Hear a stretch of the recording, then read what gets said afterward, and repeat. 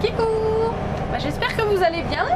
Nous, on vient de quitter la ville de Tarira et puis on poursuit notre périple.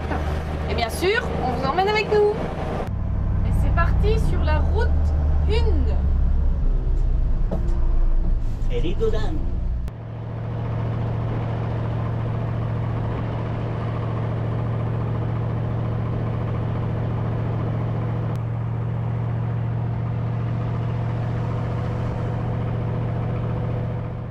Donc là en fait c'est un arrêt obligatoire, c'est un péage.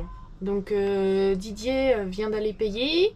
Il va également montrer les papiers du véhicule et tout ça. Et ensuite, une fois que c'est validé, on peut passer et poursuivre.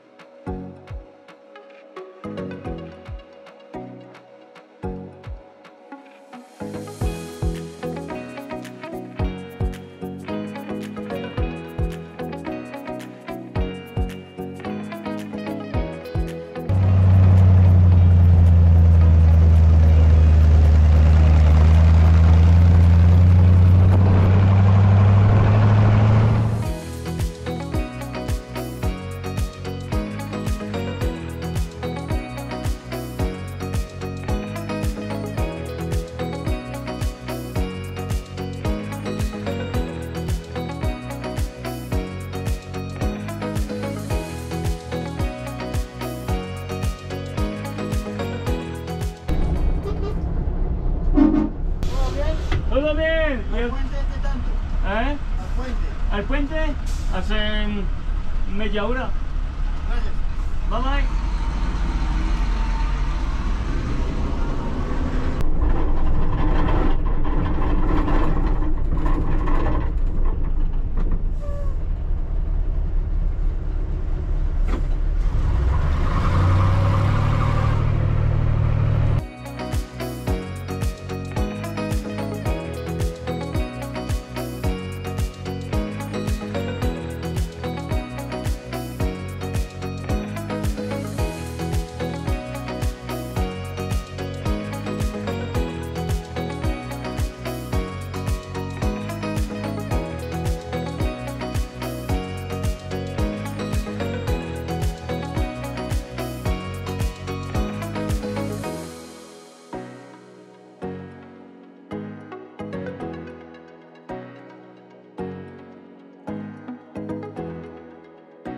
Dans ce petit village, donc ils sont en panne avec leur camion parce qu'il y a, je crois, une crevaison, ils ont besoin de changer la roue. On a essayé de les dépanner, mais malheureusement on n'a pas ce qu'il faut. Mais très sympathique. Ciao!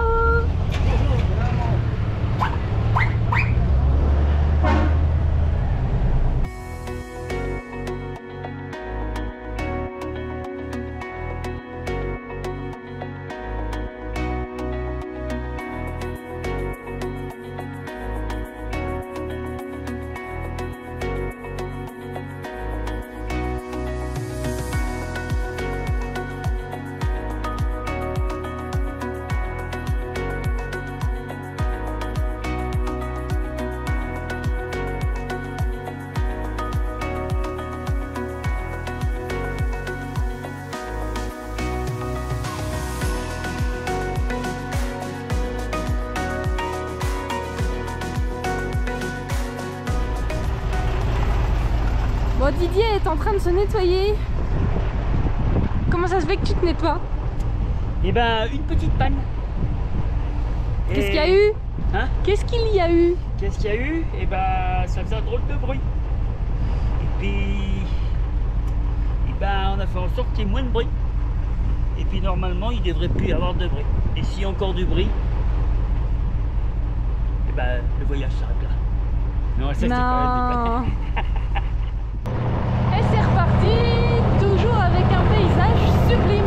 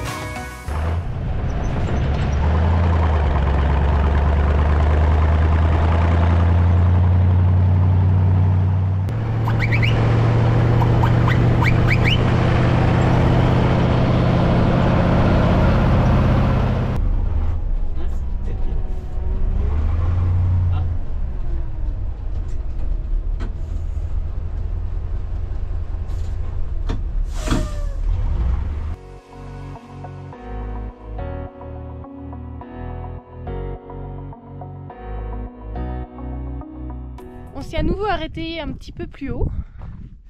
Didier fait une nouvelle tentative parce qu'on a encore un vilain bruit. Donc on essaye plusieurs tentatives pour essayer de résoudre le problème. Et là, Didier, Oui. tu essayes de faire quoi? Je nettoie les relais pour voir si ça vient passer là ou là. Tu nettoies les relais? Ouais. Bon, on va croiser les doigts pour que ça marche. Ouais. Les relais nettoyés, on reprend la route et on croise les doigts que ça soit tout bon.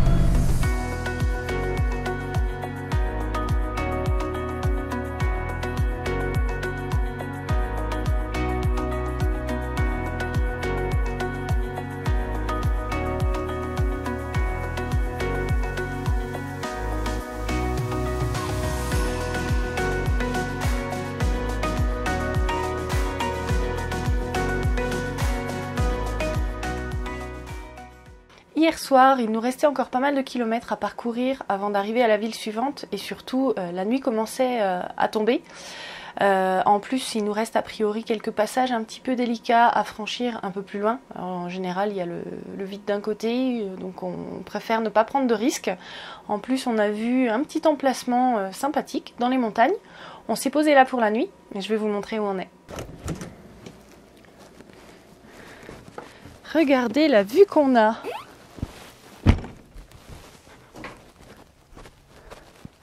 On est dans les montagnes. On vient de là-haut.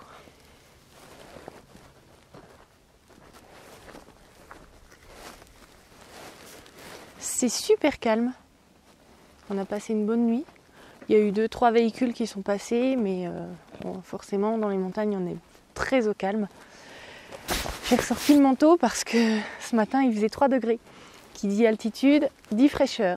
Mais le soleil est là, donc il va vite se faire sentir, je pense. Je vous montre aussi l'autre côté. Donc là, du côté là, on voyait ici.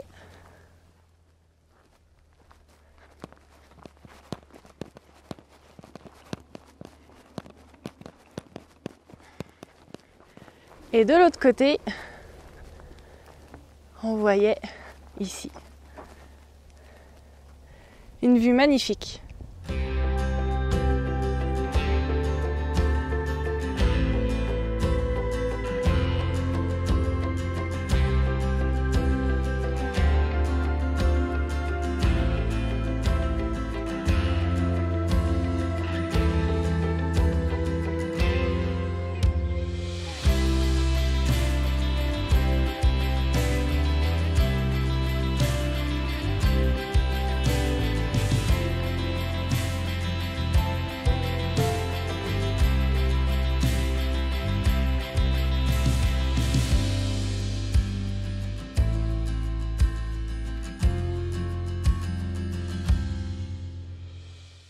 Bon, sinon, on a toujours le bruit désagréable au niveau du camion. Alors, ce matin, avant de repartir, Didier a refait des nettoyages, il refait quelques petites choses pour essayer de résoudre le problème.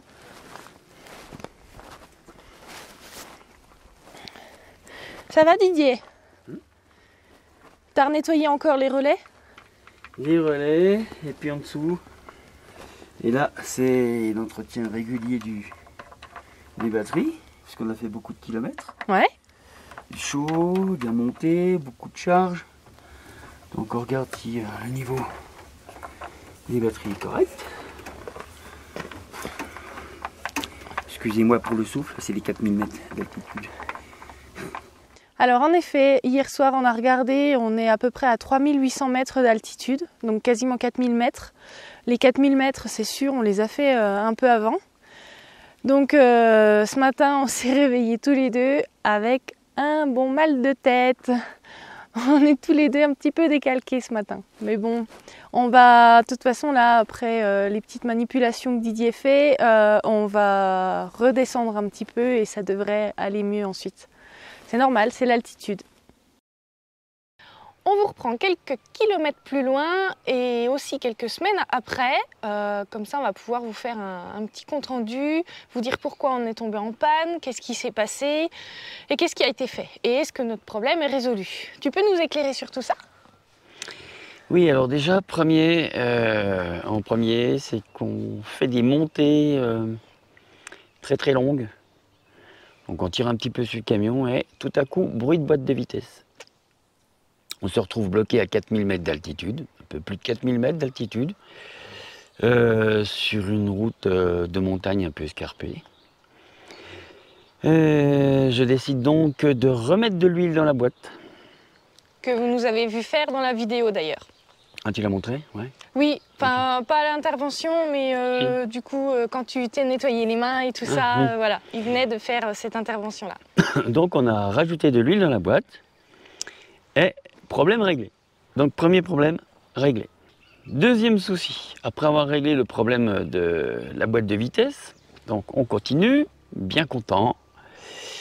Et ensuite, dans la direction, toujours pareil, en montant, À savoir que c'est un véhicule qui, à partir de 2500 tours, bon, ça sert à rien de continuer à insister pour monter à 3000 tours, ça sert à rien du tout.